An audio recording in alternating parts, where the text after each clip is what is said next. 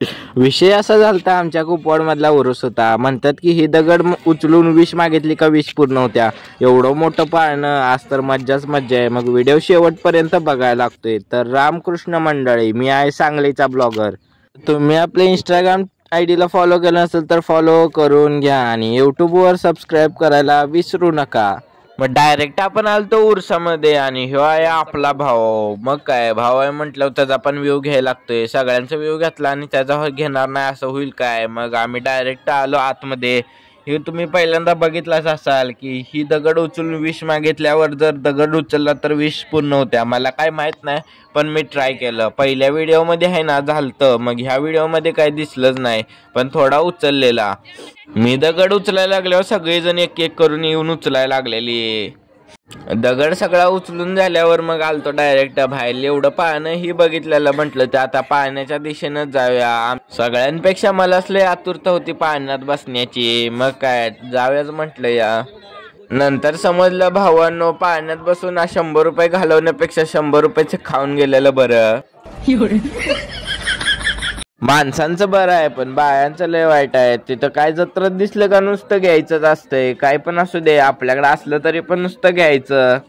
आमच्यात बारकी खेळणी घ्यायला कोण नाही ते, पण पर्स बिरस घ्यायला पहिल्यांदा गेले. सगळं काय घ्यायचंच म्हटलेलं.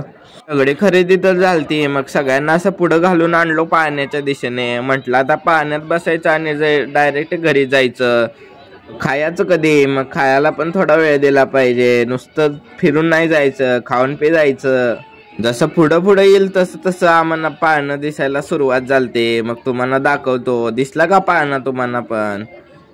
आमच्या सार्थकला पण असली चार्जिंग वरची गाडी आणल्या, ते पण 10,000 रुपयाची. आता सगळेजण पाळण्यापाशी आलतो आणि मेन काम होतं म्हणजे आता डिस्कशन करून तिकीट काढायचं होतं आणि कोण कोण जाणार होतं ते पण होतं. मग सगळे तिकीट काढण्याच्या नादात होते आणि मी फक्त व्हिडिओ करण्याच्या. भावांना आपल्याला तेवढंच काम असतंय. कुठं जाईल तिकडे व्हिडिओज असतोय.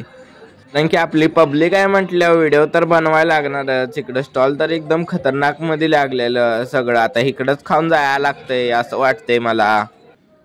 सगळेजण बसलेले पाळण्यात आणि मी सार्थक फक्त खाली होतो. आणि ह्याला जायचं होतं त्या आकाश पाळण्यामध्ये. ह्याला बसवून आणल्यावर कसं होतोय बघा ह्यो.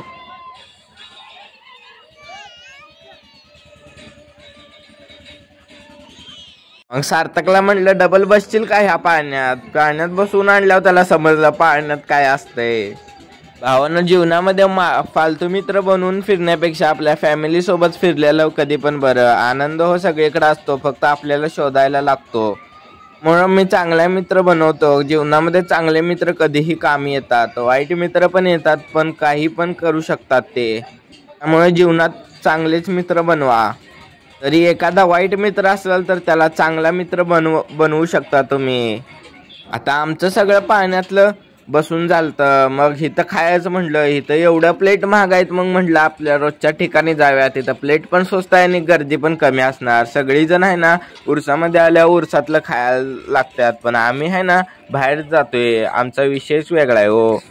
म्हटलं ही 1-2 दिवसात आलेली माणसं ते, ह्यांच्या हाताची क्वालिटी आम्हाला काय समजणार. मग म्हटलं जिकडं क्वालिटी आहे तिकडंच जाऊया. मग आपल्या थोड्या गाडीला टर्न दिला आणि लगेच आलो आम्ही इथे. मग इथे ऑर्डर दिली आणि लगेच येऊन बसलो इथे. मग आमच्या सार्थकचं काय चालू होतं बघा. मग आम्ही सगळं मागवलेलं. इकडचं पाणीपुरी भेळ ही एकदम खतरनाक मध्ये असत्या. मग आता लय काय बोलत नाही भावानो. व्हिडिओ कसा आहे कमेंट करून नक्की सांगा. आणि तुम्ही आपल्याला फॉलो केलं नसेल आणि सबस्क्राईब केलं नसेल तर करून घ्या. आता भेटूया आता नेक्स्ट ब्लॉग मध्ये.